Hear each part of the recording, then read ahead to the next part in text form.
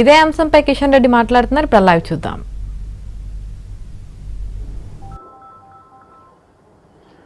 ఈరోజు మోడీ గారు చేసినటువంటి పనులు చాలా స్పష్టంగా ప్రజల ముందు కనిపిస్తూ ఉన్నాయి.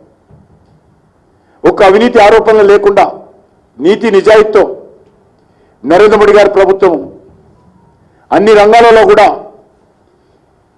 ఈరోజు ఒక ప్రత్యేకతతో ప్రజలలో తనకంటూ ఒక స్థానాన్ని సంపాదించుకొని వచ్చేటువంటి ఎన్నికల్లో 400 సీట్లు ఈరోజు సాధించేటువంటి ప్రయత్నంలో ముందుకెళ్తా ఉంది. కానీ రేవంత్ రెడ్డికి ప్రజలకు చెప్పుకోవడానికి ఏమీ లేదు. వాళ్ళ జాతీయ పార్టీ గురించి చెప్పుకోలేడు, ఆయన పార్టీ నాయకుడి గురించి చెప్పుకోలేడు, ఫలానా వ్యక్తి ప్రధానమంత్రి అవుతారని చెప్పుకోలేరు, తెలంగాణలో తాను ఉద్ధరించింది అని చెప్పుకోలేడు, తెలంగాణ ప్రజలకు ఆయన చేసింది అని చెప్పుకోలేడు. కాబట్టి ఈరోజు ఒక వితండవాదం, ఒక తప్పుడు ప్రచారం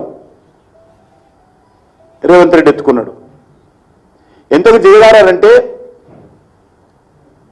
మార్ఫింగ్ వీడియోలు, టెస్టెడ్ ఆడియోలు, ఈవెన్ జనరేటెడ్ ఇమేజ్లతో ప్రజలను మభ్యపెట్టాలని ప్రయత్నం చేస్తా ఉన్నాడు.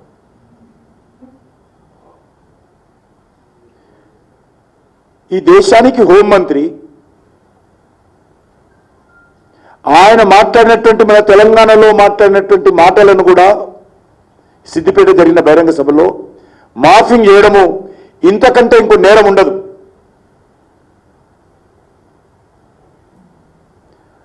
ఆయన మాటలను కూడా మార్ఫింగ్ చేసి ఆ వీడియోలను ఏకంగా Congress party, Pradesh Congress party official social media ID ద్వారా పోస్ట్ చేయడం అంటే కాంగ్రెస్ పార్టీ ఎంత దిగజారిందో, కాంగ్రెస్ పార్టీ ఎంత అనిశ్చిత పరిస్థితుల్లో ఉందో, డిస్పరేట్ మూడ్లో ఉందో, ఎంత నిరాశ నిస్పృహలతో ఉందో అర్థం చేసుకోవచ్చు. మనే తెలంగాణలో మాట్లాడినటువంటి హోంమంత్రి అన్ని టీవీలలో ఒరిజినల్ ఆడియోస్ ఉన్నాయి, అన్ని టీవీలలో లైవ్ వచ్చింది.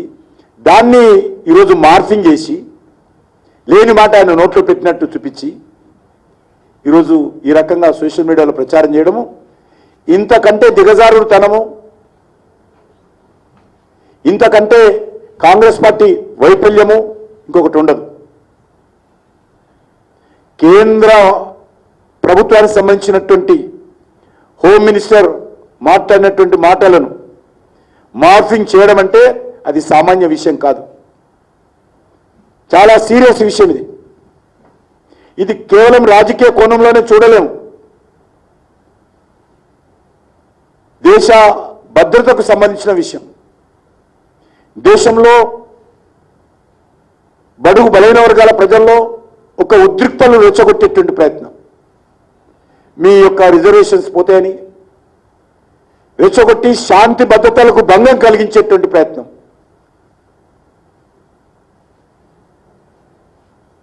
రేవంత్ రెడ్డి కుట్ర చేశాడు. కానీ అదృష్టవశాత్తు రేవంత్ రెడ్డి మాటలను ప్రజలు నమ్మరు కాబట్టి, చాలా ఈజీగా తీసేస్తున్నారు కాబట్టి,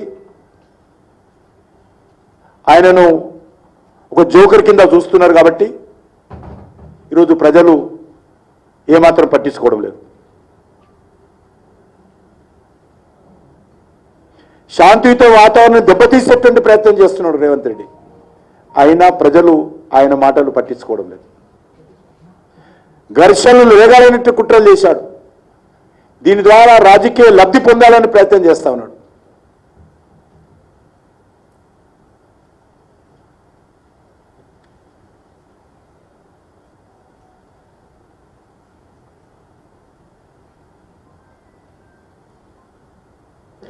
నేను మరొక విషయం కూడా మనవి చేస్తాను ఈ సందర్భం. భూమి మీద ఉన్నటువంటి ఏ శక్తి కూడా ఈరోజు రిజర్వేషన్ల విషయంలో పేద ప్రజలకు అన్యాయం చేయలేరు. కాంగ్రెస్ పార్టీ చేయాలనుకున్నా చేయలేరు, ఎవరు చేయలేరు. చివరి శ్వాస వరకు భారతీయ జనతా పార్టీ పేద ప్రజలకు రిజర్వేషన్స్ మరింత సమర్థవంతంగా అమలు జరగడం కోసం కృషి చేస్తాము.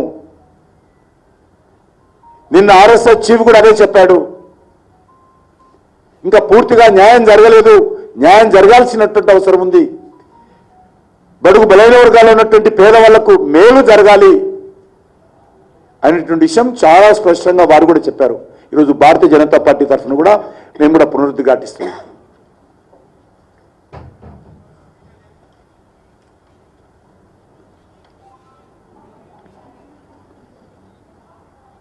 మరొక దిక్కు మాజీ ముఖ్యమంత్రి ఇట్లుండే అంటే మన దురదృష్టకరం.